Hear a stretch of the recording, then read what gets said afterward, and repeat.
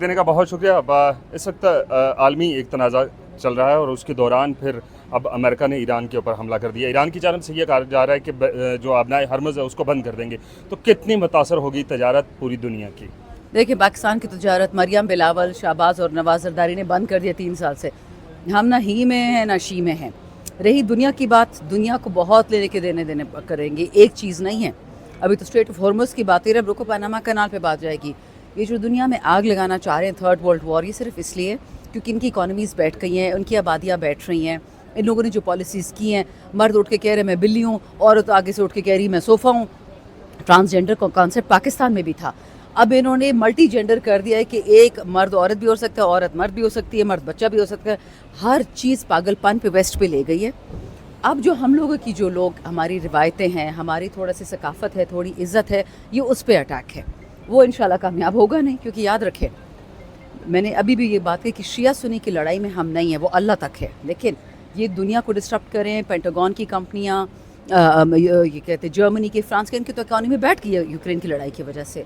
तो इनकी जो असलहा बनाने वाली कंपनियां हैं, इनकी जीडीपी को बूस्ट देने के लिए, उसके लिए जंगें लड़ी जा रही हैं। सिंपल। अब दूसरा सवाल ये है कि नोबेल पीस प्राइज़ के लिए पाकिस्तान ने रिकमेंड किया डोनाल्ड ट्रंप को, तो कैसे देखती हैं कि उसके फौरी बाद 24 आवर बाद हमें उसका रिबटल देखने को मिला?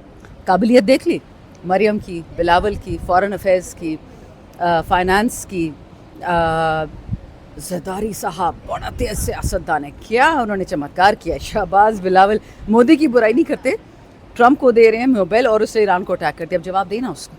अभी बिलावल साहब ने तकरीर करते हुए कहा कि हमने सफारतकारी के महाज पर जंग में और उसके बाद बयानिए के महाज पर हमने नेतन्याहू की सस्ती कापी को मात दे दी है, हमने उसको हरा दिया।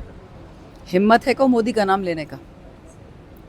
इंडिया ये गया था, इसके साथ वो जो इनका वो है फॉरेन मिनिस्टर, हाथ ही नहीं मिलाया था। क्यों गया था ये, क्यों गया था ये? देखिए, ये लोग जो पुराने कसीदे बेचते हैं ना, बिन दैट डन दैट, 47 साल की नालायकियाँ देख रहे हैं। ये हर साल एक नया मॉडल निकालते हैं। अब सुने इसकी बहन ने भी 3 मॉडल प्रोड्यूस किए हैं कि जी अगला भुट्टो वहाँ से निकलेगा। सॉरी। ये बता दें कि आपके दौर में शाह महमूद कुरैशी साहब वज़ीर ख़ारजा थे, उस वक्त 5 अगस्त 2019 का कू हुआ और उसके बाद मोदी ने किया ना। मैं आपसे सवाल कर रहा हूँ, गवर्नमेंट आपकी थी और हमें ये देखने को मिला कि इमरान खान की जानब से कहा गया कि हम आधा घंटा खड़ा होंगे। क्या वो दौर ठीक था या आज का दौर? एक सेकेंड, इंडिया अपने मुल्क के अंदर एक इंटरनल लॉ पास करता है, उसको मैं आप रोक सकते हैं? वो सिर्फ अक़वाम मुत्तहिदा रोक सकती थी। अक़वाम मुत्तहिदा में जब हम गए, हमारा क्या हाल हुआ? वहाँ सारे बिके हुए बैठे हुए। फ़लस्तीन पर अभी तक सीज़ फायर नहीं हो सकी। इंडिया एक दफ़ा सीज़ फायर के हक़ में खड़ा हुआ है। कश्मीर इंडिया का इंटरनल इशू तो नहीं था, बायलैटरल था पाकिस्तान और इंडिया का। बायलैटरल नहीं है, ये एक इंटरनेशनल इशू है। बायलैटरल किसने कहा है? ये कभी से बायलैटरल इशू नहीं था।